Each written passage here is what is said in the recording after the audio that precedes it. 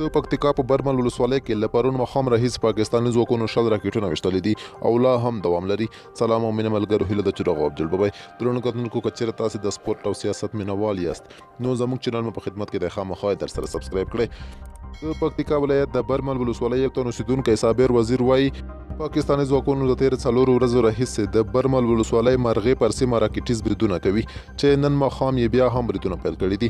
وزیر زیاتوي 13 ورځ د پاکستاني ځواکونو د بریدونو له امله 7 تنه ملکي وګړي هم ټپیان شوي وو.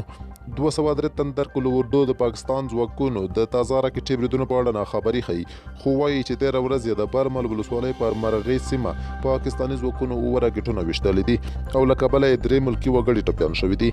د تندرکلو اردو ویان ایمل مومند وایي پکتیکا کې د ملي اردو د لیوا د کمانډان په مشرۍ برمل ولسوالۍ ته پلاوی لګل شوی دی څو د پاکستاني ځواکونو د راکټي بریدونو او نورو تحرکاتو په اړه څېړنې وکړي.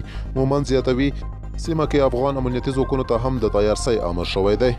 له بل پلوه بیا پاکستاني ځواکونو پر افغان پوستو د بریدونو تورونه رد کړي دي.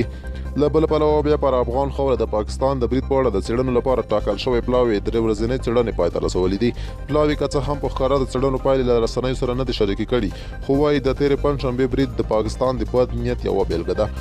په همدې حال کې د ملي دفاع له وزارت څخه راغلی استازی وایي د پاکستان پر وړاندې افغان ځواکونه په پوره مېړانه دفاع کوي او پر ډیورنډ کرښه د پاکستاني ځواکونو هر بالمثل عمل ته به ځواب ووایي. پر سپین بولدک ولسوالۍ د پاکستان ځواکونو د بریدونو وروسته د دواړو لوریو ترمنځ د جګړې په اړه د څېړنو لپاره د کابل څخه یو پلاوی راغلی دی. دا پلاوی وایي چې 3 ورځنۍ څېړنې یې بشپړې کړي دي او د پایلو په اړه به راپور د ولسمشر او ملي امنیت له شورا سره شریک شي. د ملي امنیت شورا مرستیال ډاکټر صدیق الله فهیم چې د یادې پلاوي مشري په غاړه لرله، په ښکاره یې د پایلو څېړنې له رسنیو سره شریکې کړي نه دي، خو وایي پر افغان خاوره بریدونه د پاکستان د بد نیت یوه بیلګه ده.